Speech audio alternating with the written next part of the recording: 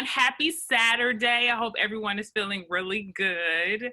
I am super excited about this conversation we're going to have. If you don't know anything about the Good Girl podcast, and as I'm sharing, make sure you're sharing on Facebook, make sure you're sharing with your friends, make sure you're sharing even in private groups. Do what you need to do. This is a really great conversation, a really good conversation. But my name is Cameo King. I am the host of the Good Girl podcast, a podcast of women's confessions about our flaws, faith, femininity, and culture. Everything is on the table for the Good Girl podcast. We hold space. I hold space for women. The great parts of life, the good parts of life, the messy parts of life, we're figuring this out. And so we really like to have conversations that destigmatize the messy process of life, because a lot of the wisdom we gained, a lot of the compassion that we gained came through really messy processes. And even in all these ups and downs, ebbs and flows, we are still good. I still believe that we are called to believe in the good through all of these processes. And so I'm really excited to have these very different conversations, these very unique conversations. And I call them confessions right here on the Good Girl podcast. So this is our first time going live on this Unpacking the podcast.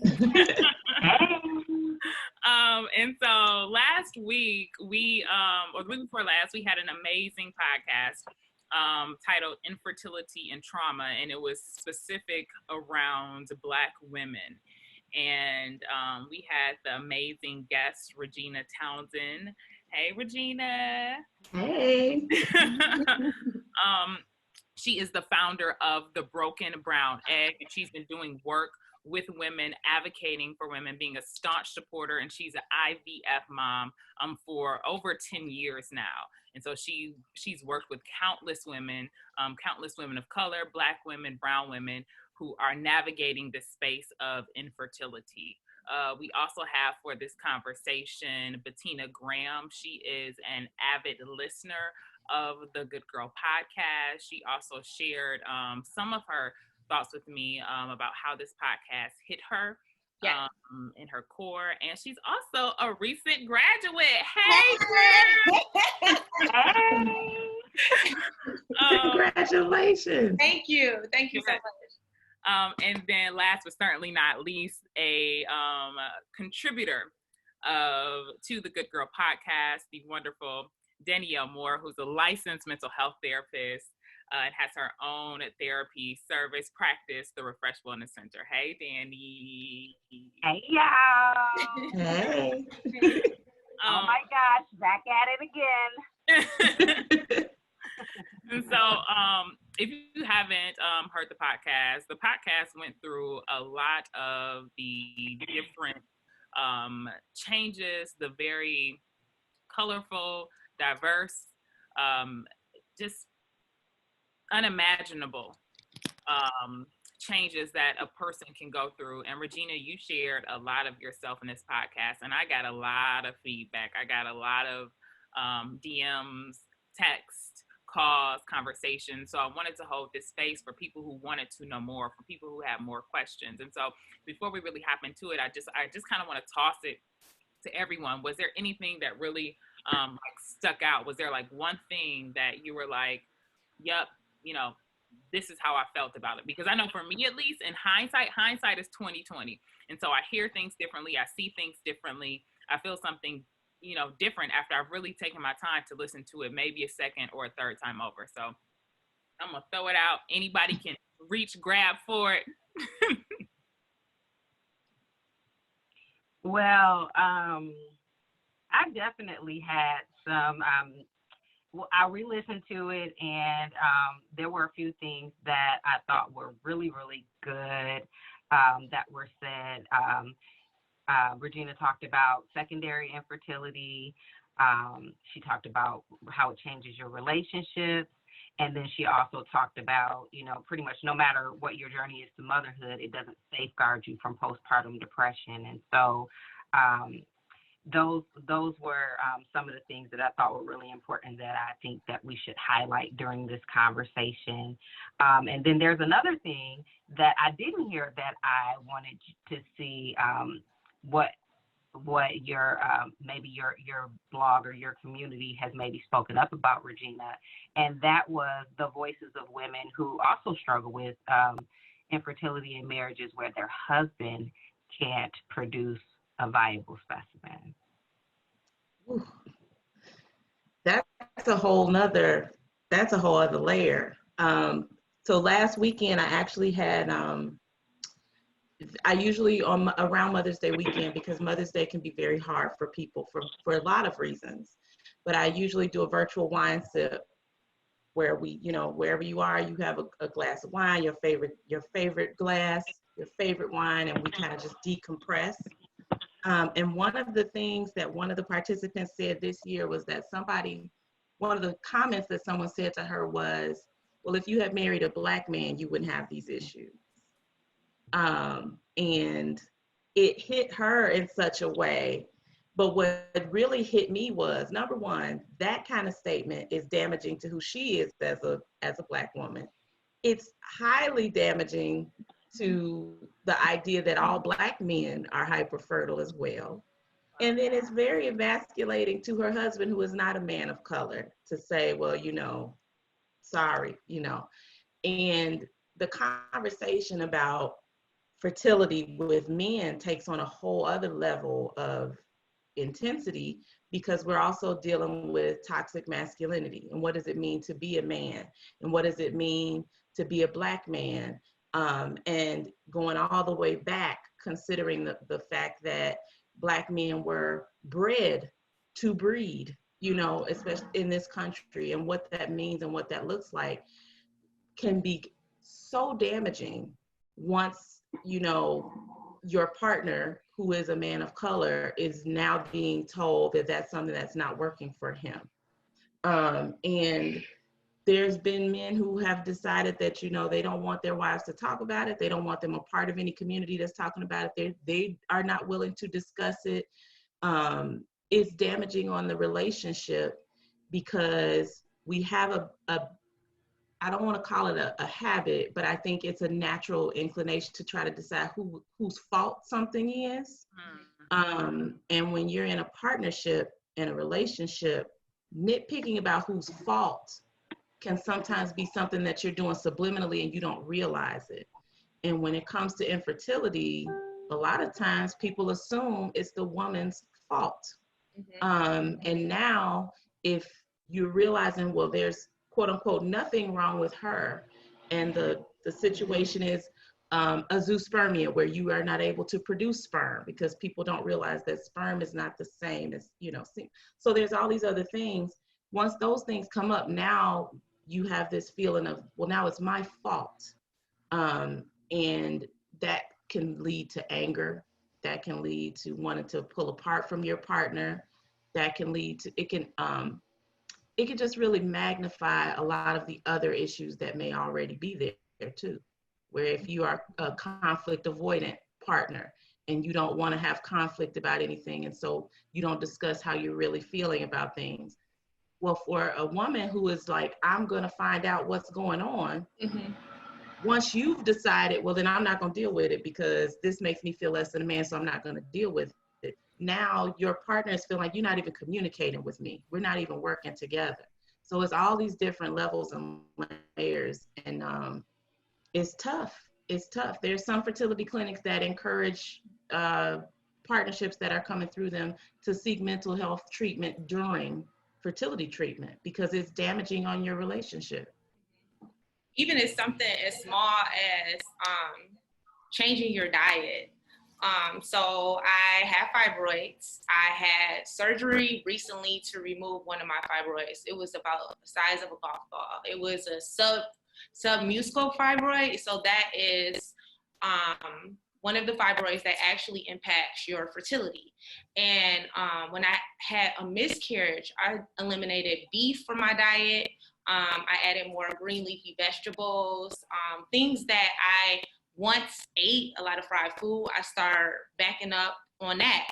And even with my husband, it's like, I'm taking these precautions. I'm trying to eat this way, drink my teas, can you not eat beef like that? Can you not eat pork like that? And you know, it's a battle. Like I understand that you like to eat these things. I like to eat these things too, but I also know if I continue to eat these things can impact my fertility. So if I'm making these small choices to change my diet, can you help me out? Help a sister out. Like, do the same thing. And it's now this battle, because what it feels like to your partner is you're taking something away from me. Mm-hmm. And what it feels like to you is I'm trying to give us something. Mm-hmm. And so now we're battling between what you're taking from me and what I'm trying to give you. And now we can't even communicate about what to eat at night. Mm-hmm. Now we can't even decide something simple like, you know, we going to Fridays or what. And that may have been a part of what was at the root of your relationship. We love going for ribs, or we go to, this is our restaurant every Friday. Now, sex is timed. It's not as romantic. It's a part of a medical treatment. It's not from a passion standpoint. And then on top of that, you changing what I eat, you changing what I wear. Because some women, if it is a male factor issue, I need you to stop wearing briefs. I need you to wear boxers. Well, I've been wearing briefs my whole life. What you mean? Why? Now we got to fight about that. Now we talking about draws. You know, it's like all of these things start picking away. And at the end, we have two different people, because this has grown me in one way and it's grown you in one way. And if we aren't able to communicate, we're not growing through this together. We're just getting through this together. And that's damaging on so many levels. Yeah. And what I found was super interesting, and I know Danny has something to say now, but what I found was super interesting too, is what seems like what tends to happen is that oftentimes when infertility is in the picture, the woman takes on so much of the responsibility of, you know, of making sure I'm right or that my body is right. And it can go both ways, like meaning if I'm taking on the responsibility, I'm assuming that it's something wrong with me or that it's only me and therefore I'm the only one that has to do this. And I can't imagine the stress and just like me doing all of this to help us, like that kind of imbalance when it takes two. Yeah, but not only you take on, well, I'm gonna just speak for my situation. I feel as if I take on a lot of the emotional aspects of the fertility problem. So even with Mother Day coming around, that was very triggering for me because, like I said previously, I had a miscarriage, so it was very triggering. My husband is like, well, why are you getting sad? And I'm like, well, why are you minimizing my emotions towards Mother's Day? And I understand some males can be very visual creatures as a woman, and especially as a woman who is trying to conceive. When I had the inkling of different changes in my body, I knew something was off. Like, oh, my breasts feel like this. They don't normally feel like this. I feel like this. I look like this. So I knew immediately something was off. Whereas my husband, we didn't have an ultrasound. I miscarried at 7 weeks, so we didn't have an ultrasound. It was nothing visual to him, but I felt every type of inkling of pregnancy. So it's a disconnect there because I knew a change was happening in my body. Whereas with him, yeah, he saw 2 pink lines, but you know, he didn't see it in an ultrasound. So to him, it was easier to disconnect. So even emotionally, like how I mourn my miscarriage. Sometimes, you know, you can feel alone, like we're here together, but I feel alone in this moment because you don't connect with what I went through emotionally. And sometimes it's like, you know, it hurts. It's like, oh my goodness. Yeah. And sometimes they don't know what to do. And they feel like my partner is sad, and that's another hit to their masculinity, because my job in this partnership is to be the strength and the support. But in this, I don't know what you're dealing with because I didn't feel that. I didn't see that. I never saw an ultrasound. I never heard a heartbeat. So to me, it's like, well, you were, now you're not. Okay, let's try again. So the feelings are, you know, I don't know how to support you. And then on the flip, you have some men who it's even more heightened because they feel like, I want to be a father. I want to do this. And I don't understand what's going on. And so I'm just going to shut down. And I hope that you know, can be the strength for me, because I don't know how to ask for, you know, I feel like she's the person who was going to carry this child. So she's who gets to be sad. I don't get to be sad. My job is to be the support and the strength. So I can't show weakness. I can't show that I'm upset. I can't show that. I can't do that, because then I'm not being the man. So my job is to lift her up and build her up. And I'm not going to ever take any time to say, you know what, this sucks for me too. Like, because then, you know, she'll lose what she needs to keep going. So I got to pretend like I'm good. So it's, yeah. Whew, layers.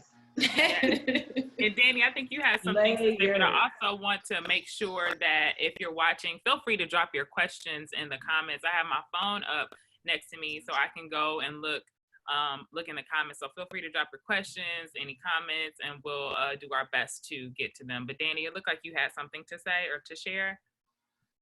No, this is good. I mean, you know, Regina and Bettina are talking about all of the complex trauma associated with this process and how, you know, it can be a breakdown of communication in your relationship with your partner. And I think it's good to hear, you know, both sides of it, because as Bettina was saying, you know, regardless of if all you saw were two pink lines, I'm growing a human. So I felt all of these things.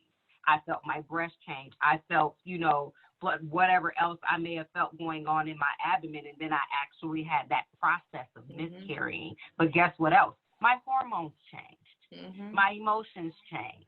And so all of those things are impacted, you know, whether you want to be impacted by that or not. You have a physiological and a mental and emotional response as a woman.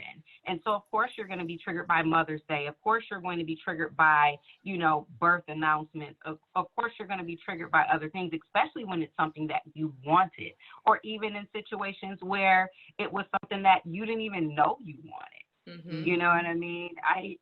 You know, just experience a miscarriage and not even knowing that you're pregnant and being like, this is not even something that I know that I wanted, but now I am grieving my baby because I realized, like, hey, this is something that I did want. And to have that minimized in any way, or to have people be insensitive to it, it can be hard and it can be challenging. And oftentimes people don't understand a place of privilege that they function from. And so they don't necessarily intend to be insensitive, but you know, there's this intent versus impacting, and we have to extend grace to ourselves and extend grace to other people, but we have a responsibility to educate. And being the person that's hurting, who has to educate the people who are being insensitive, is just hard. Yes, it is hard. It's hard. That's black. That's a part of blackness in general. Is half the time, you know, I have to now tell you, you know, it is cool. You didn't know. Okay. You know, I have to put my feelings to the side because now you got your crocodile tears about, I didn't mean to, or whatever. And now I got to soothe you while I'm still over here broken. I'm, you know, let me take my Band-Aid off and put it on you because you need it more. That's just a part of blackness. Unfortunately, that's a part of who we are, or who we have been made to be at this point. And I would love for us to be able to get out of it, but it's like, it's something else, you know, it's after you get through this, now it's the other thing. And that is also one of the things when I re-listen to the podcast, or when I think about this in general, that's been one of the things that has been a consistent messaging for myself in looking at infertility, is the intersectionality of, I'm dealing with all of this and I have to go to work. I'm dealing with all of this and I have to deal with, you know, what legacy means for Black people, what family means for Black people. I'm dealing with all of this and I have to continue my relationships with my sister friends and what they need from me and what I need to say to them, and how I can't say, hey, baby showers ain't happening this year, because then I know my auntie is going to call me and say, girl, now you know you can't treat her like that. And now I have the weight and the guilt of not being able to have the permission to sit with my own feelings as just a human being. Yeah. I have to do everything layered as a woman, and then layered as a Black woman, and then layered as the daughter of this person, and layered as the granddaughter of this. All of these things are just on you all day. And then people want you to, like, you know, answer the phone. And you be like, I can't talk to humans for the rest of the day. And it's hard. And I have to have this conversation over and over again. I got to tell you why I don't feel like talking, and I got to tell her why I didn't get that done in time, and then I got to tell him why, and it's exhausting. I think exhausting. For me, I just stopped. Oh, go ahead. So put a pin in that. There's a question on the floor, and she says, what advice would you have for women whose families are on the fence about trying or starting the process? My wife and I have both been told by specialists that me carrying her healthier egg would be the best route. Any thoughts on being able to just sit with patients during COVID? And that's you talk about layers on top of layers. I don't even know how women who were potentially going through the IVF process and now COVID hits, and you put time, energy, money, tears, pain, and someone telling you like, nope. And a lot of clinics cancel treatment for anyone who wasn't considered, you know, like if you were a certain age or if you were at a certain point in your process, there were a lot of clinics that were like, all right, well, these people we can see because for reasons we need to make sure that they're taken care of. But then on the other hand, there are people who, you know, aside from just the medical standpoint, now you have the anxiety, which again, layers. As a Black person, you're already thinking, how do I bring a Black male into a world where now we have another hashtag of a Black male murdered for no reason? How do I bring a life into the world where people still don't value people of my color and of my background and my heritage? And then on top of that, how do I bring a child into the world in the midst of a global pandemic that we don't know what's going to come as a result of that? And all of those feelings are now even heavier. And I was telling somebody last week, you know, my husband and I were thinking about what we want to do. We have frozen embryos. And so we were trying to decide, okay, well, what are we going to do? Then there was COVID. So now what are you going to do on top of that? And you feel like the world is a scary place and this and that, but the world was a scary place in the first place. It was a scary place when you were conceived. So I think the biggest thing is to give yourself grace in those feelings, recognize those feelings, and then remind yourself that you have the right to plan and pursue your family or your life, however it is that you see the future you want. You have the right to do that. The pursuit of happiness. You have the right to seek joy. And if that means that you need to take this time while you can't actively do something and focus it on nutrition, or to take this time while you can't actively do something and focus it on, you know, having more discussions with your partner about what do we think about school? What do we think about education? What do we think about, you know, how we want our future child raised? If you want to take this time and instead focus it on the parts that you can control, that's okay. It doesn't mean that you've stopped. It doesn't mean that you've quit. It doesn't mean that because infertility makes you feel like you're in this time game all the time. If I'm not pregnant by March, then this year is shot because it's 9 months for this and it's 3 months for that. If I didn't do that, those are lies. You have your life and you have the ability to plan your life how you want to. And you are not on the clock. There's no shot clock happening.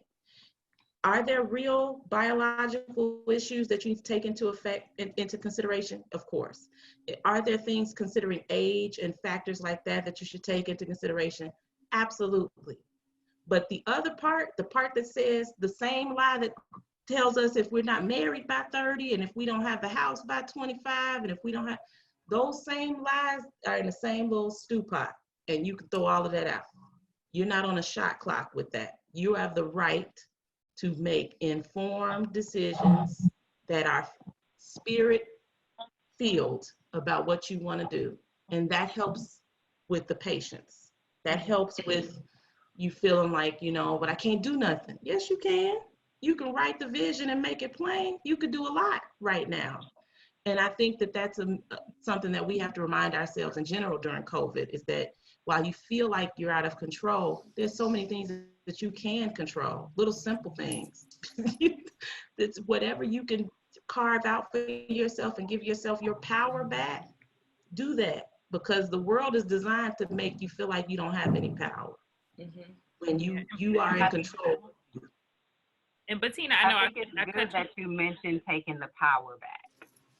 Yeah, it's yours. Because, it belongs to you. Because being told that your fertility process is non-essential because of a global pandemic, because that's exactly what we told people. I have a hospital contract, and it's all non-essential procedures and services have been canceled until further notice.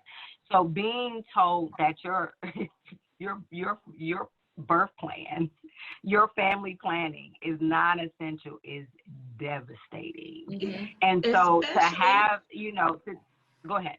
Especially after the fact that you're dealing with fertility, you already feel like the cosmos told you that what you want is non-essential. And now that I'm moving forward with it, and deciding to take on the whole earth and anything that was going to get in my way, now the hospital and the doctor's office is going to tell me I'm non-essential too. And there are some of us who will take that as indication to stop. We'll take that as, well, you know what? If there's this many things in the way, obviously I'm doing too much. No, obviously it means here's the next hurdle. Here's the next thing. We're resilient as a people. We're resilient, and we've had to be. And sometimes we just need to give ourselves the permission to say, this sucks, but this does not mean that I have to stop. It means I got one more wall to knock down. Because if I was willing to take on everything that told me that I don't get to have what I want, you think COVID gonna tell me to? It better take a number. All this other stuff that was in my way, and you gonna try to come at me? Please. See me outside, COVID. How about that? See me outside. Regina, your response reminded me of, something that stuck out to me, and you touched on this in the podcast, but it was about the aspect of faith in it, and some things that you heard from other people that were told to women who were going through this process, who had the difficulty of going through the process of considering if they're infertile or if they are infertile. And I'm just remembering, because after you said what you said, I was taken aback. I'm like, throw them all away. But some of I think from the podcast, one person had questioned a woman saying, well, do you tithe? Someone had questioned a woman saying, well, do you have enough faith? All these things. I get that question a lot with myself. People in my nuclear circle question whether, do you have enough faith? Have you prayed? Maybe you should relax. Maybe you're just stressed out, and I know that is their best response. Even yesterday, I know my mom is going to kill me if she hears this, but oh my God, don't kill me, Sandra. But even after a conversation that I had with my mother yesterday, and we had a conversation about this, and it's funny that you guys mentioned COVID and the fertility thing, because like I said, I had my surgery in March, and I said, okay, I'm going to give it a couple of months after I had my surgery, try, and we'll see what happens. If it doesn't, I'll go back to the fertility clinic and see where we can go from there. And the first thing my mom said, well, are you praying enough? I don't think you praying enough. Are you relaxed? Maybe it's not you. Maybe, and I understand that they are saying the best thing that they can say in that moment. But sometimes saying the best thing that you think that you can say in that moment is impactful for me. So even when I had my miscarriage, someone said to me, oh, well, Bettina, you know what? At least it happened early on. It happened when you were 7 weeks. You know, you could try again. And I know, even the doctor who came in and told me about my miscarriage, that explained it to me. That was one of the things that he said. So not only do I hear from a medical professional, but then I hear from someone in my personal life. And then it has you questioning, like, oh, okay, am I supposed to have these emotions? Because I didn't get to see the fetus. I didn't get to see it, but I knew I was pregnant. So I was questioning whether or not if I was allowed to mourn the way that I wanted to mourn based off how people were minimizing my emotions. And I don't think that individuals understand, like, I know what you're saying. You think that you're saying what's best for me and what I want to hear, but what you are saying is hurting me, it's breaking me, it's questioning my own emotions. I'm questioning myself, like, why am I mourning having a miscarriage at 7 weeks when so-and-so lost her baby at so many months? And I had to realize it doesn't matter. We both lost a life. Like, regardless if I was 7 weeks or regardless if this young lady was some months, we both lost a life. We're both suffering. But all those questions hitting you at once, people don't realize the destruction emotionally that you're causing the individual by asking those questions. So thank you for bringing that up. And especially, first of all, Bettina, I'm sorry for your loss. Thank you. And to be a graduate says that you were enduring all of that while also accomplishing what you needed to accomplish as a student and a wife and a daughter and a friend and a sister and whatever else. So first of all, I hope you're giving yourself the accolades that you deserve, because that speaks exactly to what I was saying about the fact that you're dealing with all of that and questioning who you are and questioning yourself and doing a paper for school. You know, like you were dealing with all of that and going to class and acting like you care about what professors are talking about at that point. So I first of all just wanted to acknowledge that. And then, Camille, to your point about the faith comments, it goes back to, I think people do say what they think is going to help or what they unfortunately truly believe. That, you know, well, are you praying? Because I mean, I believe that God answers prayer and he hears and answers prayer, and the prayers of the righteous availeth much, so you must not be righteous. And that's how they're thinking, and they're not realizing how damaging that is, because at the end of the conversation now, I'm not only questioning myself, I'm questioning what my creator thinks about me. Not just what I think about my creator. I'm now questioning, well, what does God think about me? That's absolutely true. Yeah, like, what's wrong with me? Yes. Like, yes. Well, maybe, what did I do? Lord, what did I do? Where did I mess up? What did I do wrong? Maybe, you know what? I used to smoke when I was 15, and I you know what? That wasn't what a good church girl should have done. And so maybe I'm still paying because I didn't. And, you know, there was that time that I knew I had that $20 and I should have put it in the offering plate, but I bought me some pancakes after church instead, and I shouldn't. And so now I've let God down. And so now God is trying to show me that if I'd have just done what now I'm questioning whether or not I'm worthy as a creation.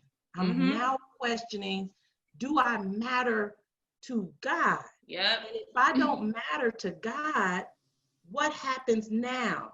Does anything I do matter? I need the offering basket right now. I need to pass the you start to feel like, am I even safe? Like, one of the things that would happen to me when I finally went to get medical treatment for my anxiety and depression, because I had always, she told me when she did the initial consult, she was like, it sounds like you've always had a level of anxiety. You've just been really good at maneuvering in and out of it. But at this point, when you add the hormones from postpartum, you just don't feel like you can dig your way out. And what I realized was it was because at that point, through all those years, 10 years is a long time. And through all of those years of questioning where I stood with God and feeling unworthy, it started to make me feel unsafe. I can get killed at any point. I could die at any point. If I get on this plane, something could happen. If I go to work, somebody could come shoot it up. All of these kind of fears of death had gotten so heightened because I started to feel like I don't matter enough to the grand scheme of things. I'm not a big enough player in this story. And so God could take me up out of here at any point because I'm not worthy. If I was worthy, my life would be doing a certain thing because he would be using me for these things that I thought was the purpose. And so if I don't match what the purpose was, I don't have a purpose. And if I don't have a purpose, I'm expendable. I'm non-essential. And if I'm non-essential, then what am I doing? And I was so afraid all the time. And that led to when I was pregnant, I didn't even tell my mother until I was 21 weeks because I kept thinking something's going to go wrong. And I'll have gotten everybody excited and something's going to go wrong because I pushed this. Because obviously I made God do this, or I went outside of God's will. And so I'm going to have to pay. What am I going to have to pay? Is my child going to be sick? Am I going to get sick? During this, I went to one doctor and she told me she didn't like how my thyroid looked. And so she was testing me for thyroid cancer. So in my mind, and she was so nonchalant about it, like, well, we're just going to we'll do a nice little x-ray. And if it's this, then it's, it's probably benign, and in my mind, I'm thinking, well, there it is. That's the payment. Thyroid cancer, that's the payment. I'm gonna have to pay with that. All right, so now he's gonna have to raise this child that I pushed for us to have because I'm gonna die. Because all of that heightened anxiety and stress can be rooted way back down to those senses of identity and place. And where do I stand with God? And what have I done to deserve this or to cause this? What did I do? I didn't know that tubes could be blocked. What did I do to cause my tubes to be blocked? I don't even know. How would I have even known that that was a thing? And then I'm now dealing with all of that and trying not to be mad at God because I still want something from him. And so I'm going, I can't tell God that I'm really kind of upset and disappointed, because I still kind of need him to bless me. And so I need to still go to church and act like I got it because I need his help. But or you feel bad that you are bad at God. You feel bad. When I miscarried, I was so angry, and I was so angry with God. And I told God, I'm so angry with you, but I feel so bad for telling you right now that I'm so angry with you because I feel like you let me down. I'm like, what did I do to deserve this? What is wrong with me that I am going through this? And the next person I know, you blink at her and she's pregnant. What did I do to deserve this? How did I fail you? What did I do wrong? What path should I take differently in order not to be on this path? So you have all these fears and these emotions. And Regina, one thing you mentioned that resonated with me is when you mentioned about the mistreatment of medical providers going through this. And I'll tell anyone, it took me 3 medical providers to go to have my surgery. It took 3 doctors. One doctor dismissed it. Oh, Bettina, you're a Black woman. They have fibroids. That's normal. Okay. Went to another. Like that's cool to say. Like it's okay. Went to another doctor. Said, oh well, Bettina, you have these fibroids, but as long as they're not really causing you problems, then you are okay. Third doctor, it took when I went and had my procedure, and I'm gonna tell you exactly how the doctor explained my miscarriage. He said, well, Bettina, it's like a plane that landed on your uterus. Sometimes planes have turbulence, so you have something that it won't be a smooth landing. I'm not gonna say it's not gonna be easy for you to get pregnant again. It may not be easy. It's gonna be like a plane landing with turbulence. So it took those 3 physicians for me to seek out another physician that knew that I wanted to have kids, knew that I had fibroids, and all of my other past physicians knew that I had fibroids. They knew I was very open and honest because in my case, my mom had fibroids, my aunt had fibroids, so I have a family history of fibroids. I just didn't know the location of my fibroids, and I didn't know exactly how they would be detrimental to my fertility. I just knew, oh, you have fibroids, that's normal with Black women. It took my 3rd physician to say, well, Bettina, you have this fibroid as big as a golf ball. That's not okay. If you want to get pregnant and you want to sustain your pregnancy, we're going to have to remove this fibroid. But all these other doctors that knew I was struggling, that knew my goal was to get pregnant, dismissed all of that. And lined it up to you being a Black woman. Yes. Lined it back up to you being a Black woman. Yes. And even with him telling me this, and even with him removing this fibroid, thank you, it's still a nutrition factor that no one spoke on. No one tells you, okay, we're gonna remove this from you.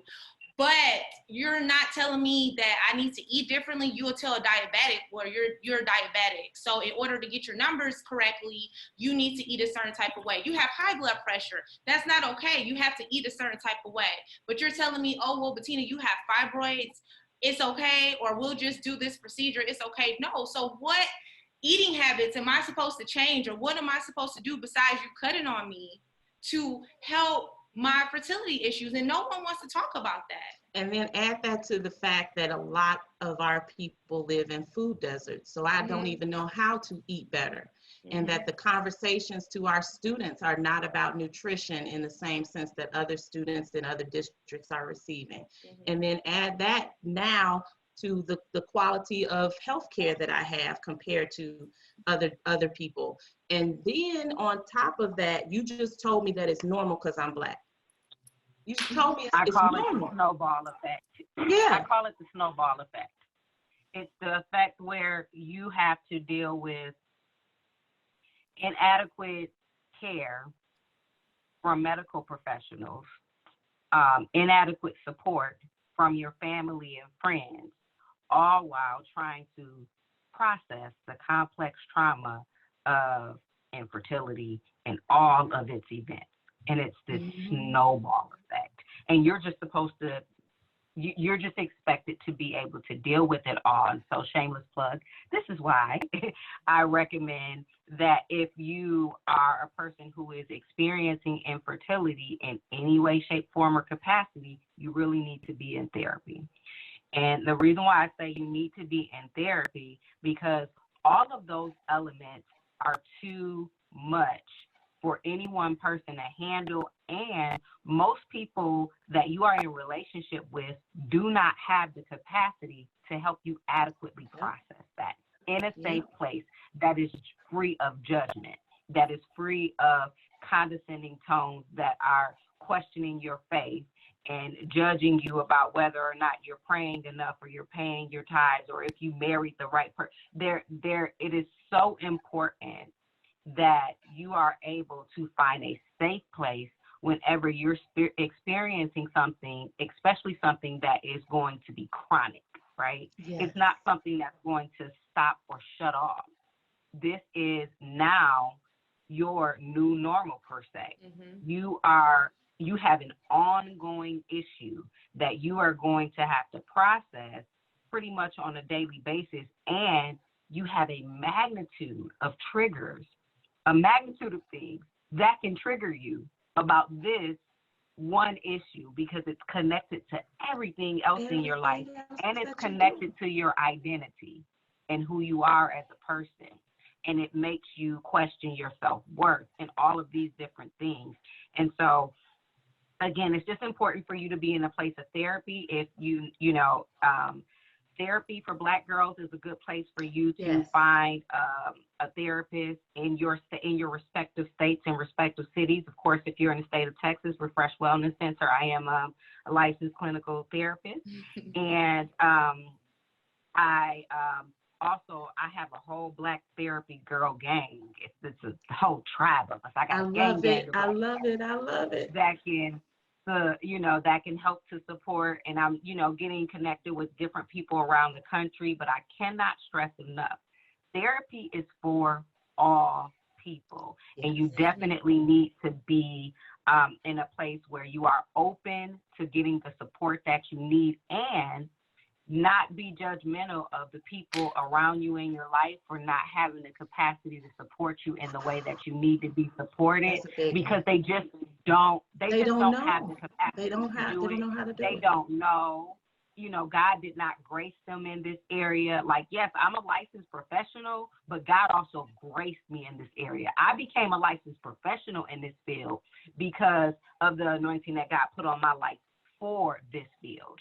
And so, I want to make sure that you understand that no one in their regular everyday life has the capacity to hold you up in that way. And it can be disappointing, especially with your spouse. But it's something that I think that you want to make sure that you extend grace to yourself and that you practice the self-care, because self-care isn't selfish. Self-care is necessary. And if you do not take care of yourself, you cannot pour from an empty cup. And everything that you are responsible for and the people you are responsible to, they will be able to manage while you make sure that you get what it is that you need. We have some really good comments here that we should probably address. Yeah, because it's getting close. It's getting close to the end. So one, it's a couple, but one that I wanted to touch on. This one comes from Marini. She says, as a unpartnered woman, she says, I identify with much of the infertility struggle.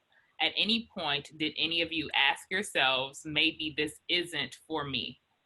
I struggle with desiring something the universe seems to be telling me no. Absolutely. Absolutely. That was one of those mad at God moments. I didn't share my infertility struggle, but yes, absolutely. Yeah. And it is definitely something that anytime you don't get, it doesn't even have to be fertility. We just happen to be talking about this topic. Yeah, it could be the job. Anytime your hope is deferred, the Bible says the hope deferred makes the heart sick. Honey, some of us are out here with sick hearts. And because of things that we feel like we have aspired to have, and we've dotted all the I's and we've crossed all the T's and we did everything. And as Regina said, well, who lied? Because I did everything that I was supposed to do, and here I am still not manifesting what it is that I was told as a woman I was supposed to have. So it's, woo, that's awesome.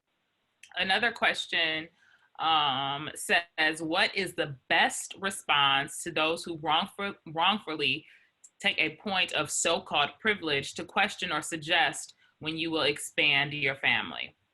And it comes from a place of, she says, I want to shut down these sometimes public questions and comments.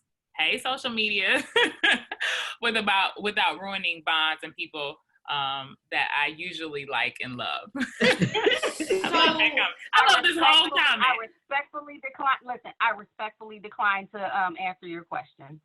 So there are a bunch of ways that you can do it, and the thing that you have to understand is sometimes it doesn't matter how colorful or how soft or how sweet you package a response to a person. Whenever you draw a boundary, people flip out.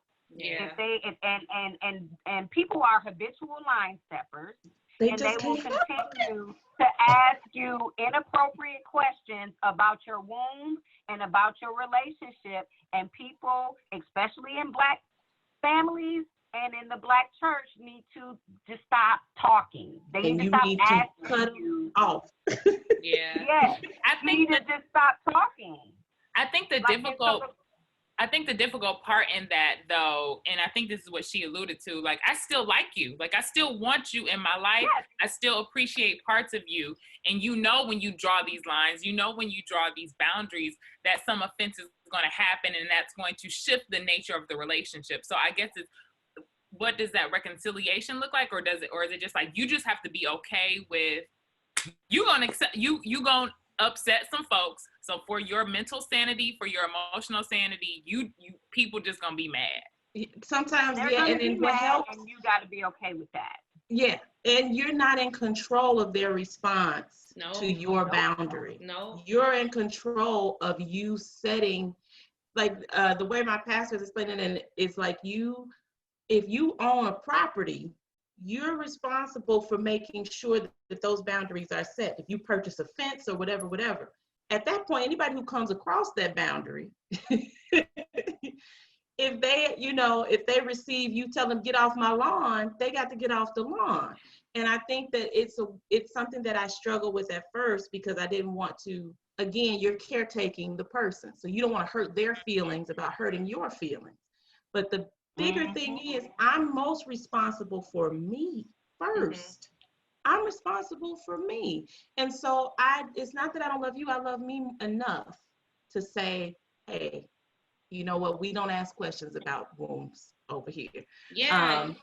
And sometimes also you have to tell people the truth. Yes. So that they know to hush. Yes. Because they don't realize the impact. And so it wasn't until I started telling people flat out, you know, who would be like, well, when y'all gonna have kids? I'd be like, well, you know, when my tube's unblocked, probably we'll see what happens.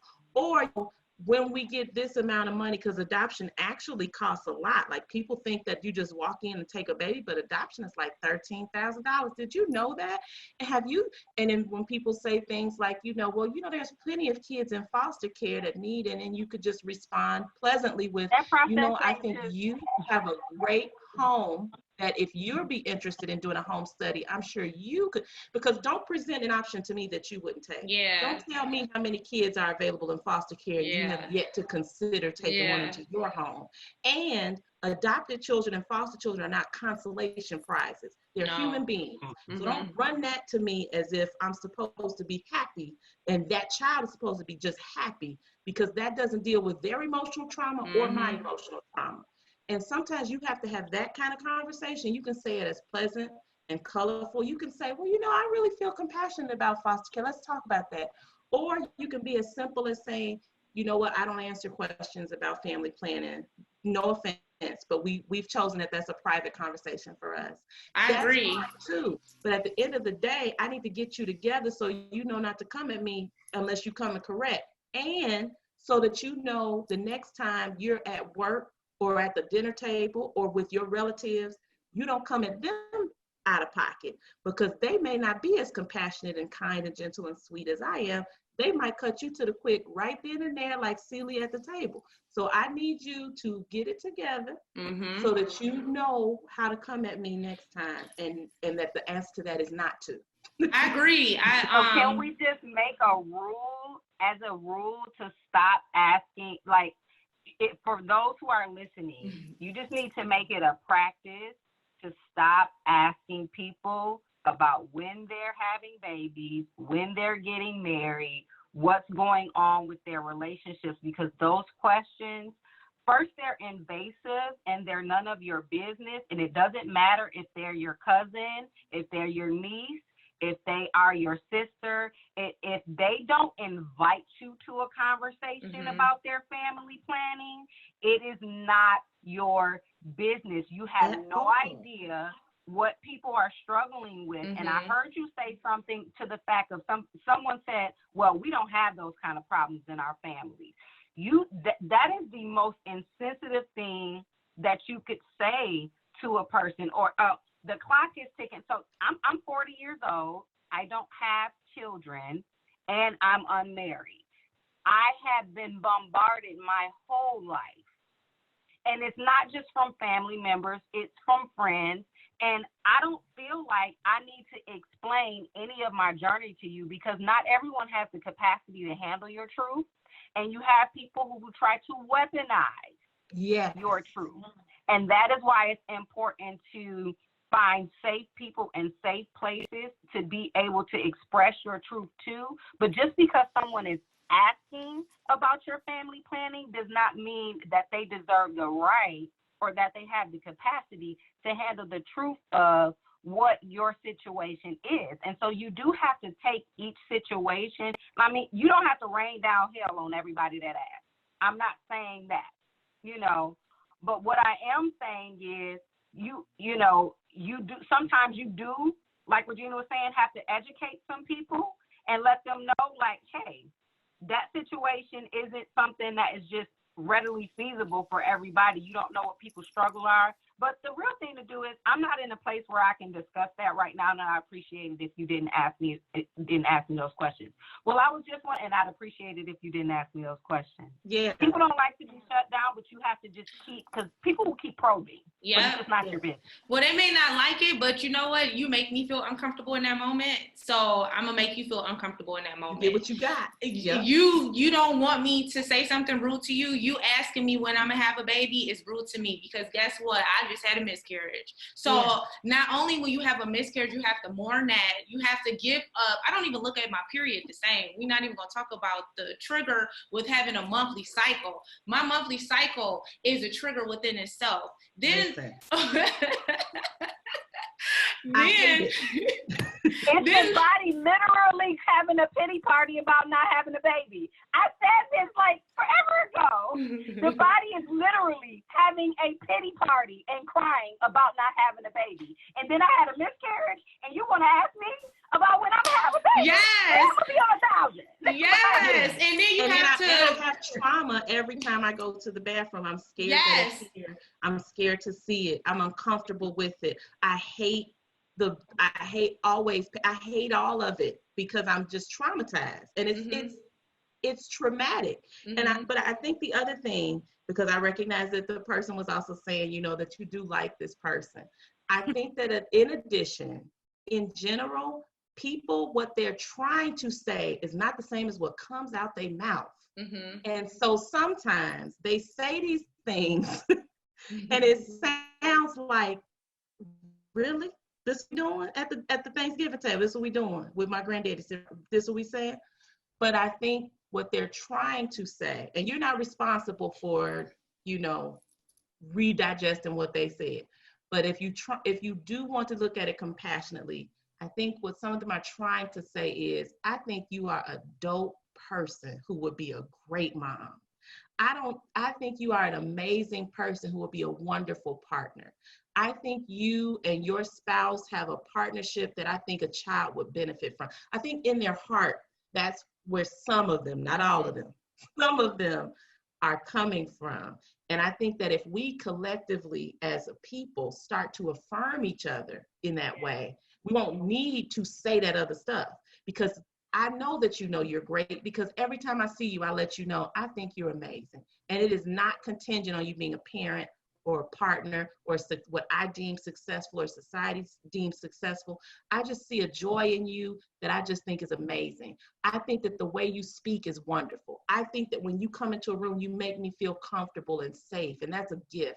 If we can do more to affirm each other rather than to come at each other with questions and obligations, we won't need to have those side conversations, because I've already told you how amazing I think you are. And I'm not going to ever want to put you in a position where you question that. And I'll know that me asking you, well, why you not doing this? And when you going to do that? And I would love to be a grandmother. And why you making me wait? And all my friends have this and da-da-da-da. I know that me saying those things is damaging to this beautiful person. And so I won't ever say that. I don't ever want you to have to balance, do you think I'm great or do you think I'm not enough? I don't ever want you to balance that. So I'm only going to pour into you what I see is wonderful, what I see is working, what I see is joyful. I don't ever want you to have to balance that. We just need to do more to affirm one another and not, you know, package it in this, because we're quick to joke and make it seem like we're joking. And it's like, that's not a joke. That's not a joke. It's not a joke. I'm on the struggle bus over here. Yeah, definitely. So the one thing too that I kind of want to kind of close this out, but it seemed like a constant theme even in the, you know, as we were sharing, and it's kind of like, it seems like it's us versus God, or us, like this tension, this kind of struggle.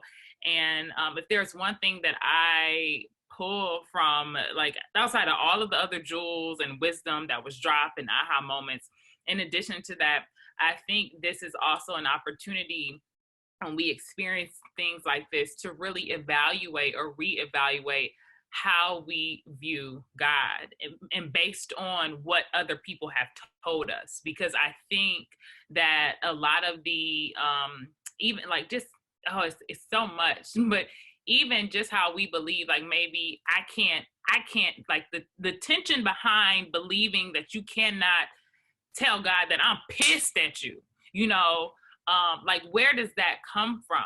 Like, why do we even have that guilt? That guilt? Yeah. You know, why is that even there? Is that really the type of God we serve? That God, like, you can't be honest and raw and real with God who is sovereign, who knows everything. And so he knows you mad anyway. He knows you mad. Yeah. And in some cases, he's waiting for you to say you mad so that he can be like, okay, thank you. Now we can deal with that and keep moving. But as long as you was trying to be fake and phony with me, I think part of it, I know for me, I come from a very large church environment and a lot of family members who are very active in the church. And so I already had a disconnect of feeling like I don't know what my personal relationship is with God. I just know what my family don't do and what we do and where we are and whose name is who and all of that.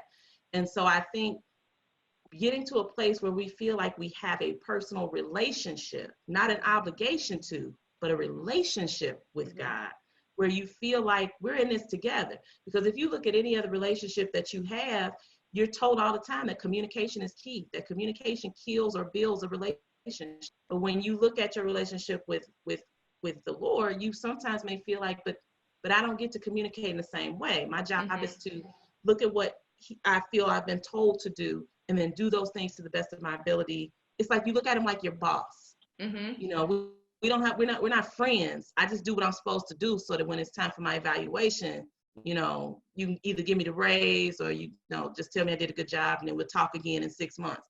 And we're not often looking at it like, no, this is my buddy, this is my friend, or this is my father, or this is my relationship, maternal relationship that I never had. Whatever it is, we're not looking at it that way. And so when you don't have that, it's very hard for you to not take on these feelings of, I can't say that I'm mad because if I act up in this department meeting, when it's time for my evaluation, it's not going to go good. And it's like, in some ways, you're holding back the relationship by not communicating. It's being conflict avoidant with God. It's being, you know, I don't want to smoke, so I'm going to act like that didn't piss me off when it really did. And I'm going to just keep moving. And now I'm mean and surly at church. I'm mean to people that I come in contact with which also conflicts with who I thought I'm supposed to be, as if we're speaking about Christianity, as a Christian. I'm not supposed to be holding grudges and mean and gossiping or whatever other the negatives may be. I'm now doing all of that, and now I feel guilty, and I'm angry, and I'm resentful that I can't tell you I'm angry. And so I just really think that it boils down to us not feeling like we're in a relationship with God. And then once I told God I was angry, because we had also looked into, or we had also been prepared to adopt, and that adoption fell through as we were on the way to the hospital to pick up said child. So I was and then there was a situation that came about where we still needed to foster that child for 6 months, even though now we couldn't adopt. So I was so mad, and I felt like, really, dude, this week. And it wasn't until I just said it like that, like, I am so angry with you because I feel like you who know all knew this was going to happen, and you let me walk into it anyway. Walk into this room knowing that Michael Myers was in the corner, and you didn't stop me. You could have stopped me. You stopped me from all kind of other stuff. You let me wake up late when there's going to be an accident on the freeway. You start to think of all these things where it's like, you protect me in so many ways, and yet you let me deal with this when you knew it would literally break my heart. And it was like, let me just tell you how angry I am, because in that moment, then I can have the relationship where, at least for me, this is not everybody else's religion or spirituality, but at least for me, in that moment, what I felt like God was able to say is, I needed you to acknowledge that brokenness so that I could now show you that I am who heals the brokenness. I needed you to see that I'm with you. I'm never leaving you. I'm here. While you're crying, I'm sitting here with you. While you're sad, I'm sitting here with you. And I may not always protect you in the way that you wanted or needed or felt that you needed at the time, but I need you to trust that all things work together for the good of them. And that includes the sucky things, because this horrible thing that you're dealing with in some way in this story, while you cannot see it right now, it is going to help you fulfill the purpose that I have for you. And I know it hurts. And I know it's awkward, and I know you don't want to talk to me right now, and we beefing, and you're not going to answer the phone, or you're going to leave me on red. But I need to know that at the end of all of this, I was there the whole time. I was with you the whole time, and I'm sorry you're hurt, but I'm here to help you, and I'm going to help you however you'll let me. But I can't do that until you tell me I'm mad. I need to let you know that that was upsetting. Or even if you need to just flat out say, I'm pissed, bruh. I'm pissed because you let me walk into that. I feel like you let me walk into it. Yeah, I felt the same way. Why would you, if you knew I wanted to have a baby, I even went to seek out fertility treatment and was actually pregnant when I went to seek out fertility treatment. So you allowed me to get pregnant, to take it from me. Like, you gave me life just to take it away. So yeah, I was pissed. And I went from going to say, well, you gave me life to take it away, to saying, okay, you gave me life to take it away for something else. Maybe he felt as if I wouldn't have completed my education if I went through this. Maybe he foresee me, Bettina, you have to get your master's. We have to get you here so you are able to do this. Because at the end of the day, I don't know God's plan. Only God knows God's plan for me. So it took me many highs and lows for me to get to a place to say, okay, you know, I may be struggling in this moment, but maybe God sees something bigger for me that I am able to see for myself at this present moment.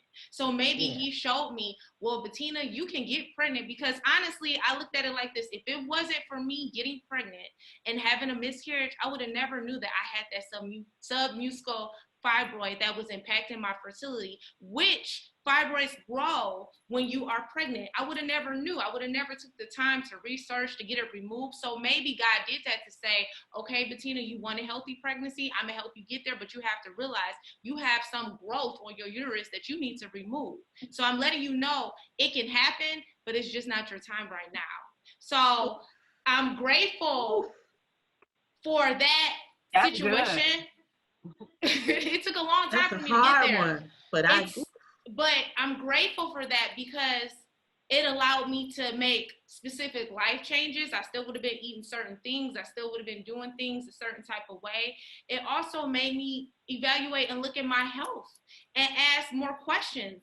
And it took, as much as that situation sucked, it took that situation for me to say, well, you know what? Maybe it was meant to happen for some greater good that I don't know right now.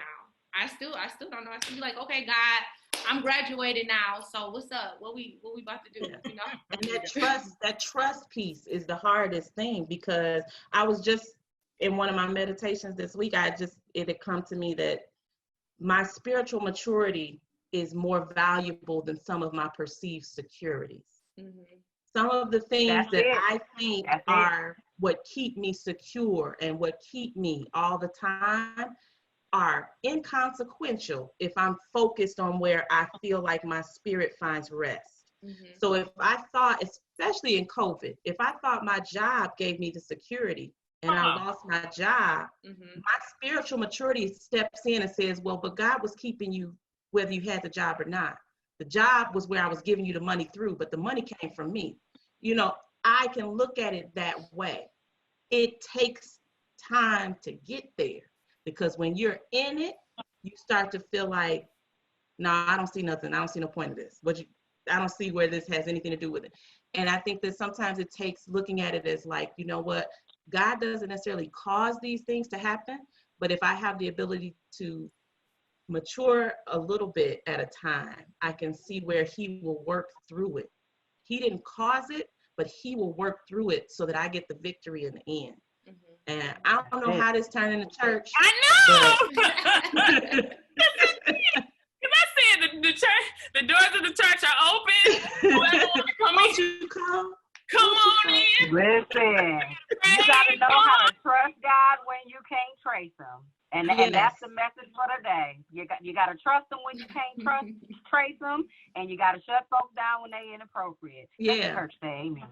That's the habitual line steppers. So I really sincerely want to thank you guys for being a part of this conversation, for unpacking the podcast, for allowing us to go deeper with some of the questions that were raised and even some of the comments on the Facebook page. This will be posted on our YouTube page. So again, thank you all for being a part. I hope y'all picked up some gems if you were listening to this amazing, transparent, raw conversation about the trauma of infertility, but really how it is layered, and just how even like, I know we wrapped it up with God, I know we went to church, but just how God is like through all of it, and how we can learn more of God's character, because this is the last thing I'm gonna say, because it's probably gonna turn into a whole nother thing.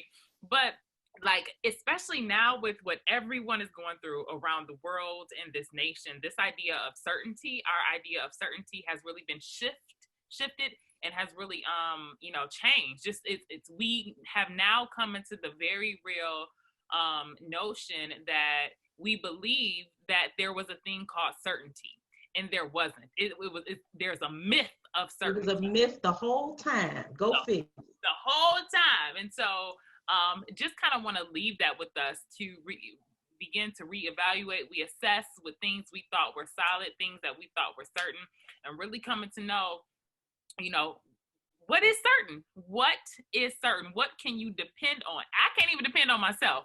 What can you depend on without a shadow of a doubt that will never fail you? And so that's kind of what I want to leave y'all with. Thank you so much for listening to the Good Girl podcast. We have podcast weekly. We actually have a live coming up on Monday. We actually gonna go to church on Monday. We're talking about what I had to, kind of some of the things we talked about here, what I had to relearn about Christianity as a woman, kind of talking about our paths in Christianity, talking about, and there are two women, and Jennifer Lucy Tyler and Safina Carla are going to be a part of that conversation, really saying this is where I got it wrong, and this is even where I carried out that flag, just teaching all the wrong things. And how they affected. Loud and wrong. Listen, loud and wrong. And how they affected our womanhood. So again, thank you guys for being a part of the Good Girl podcast. I hope everyone continues to believe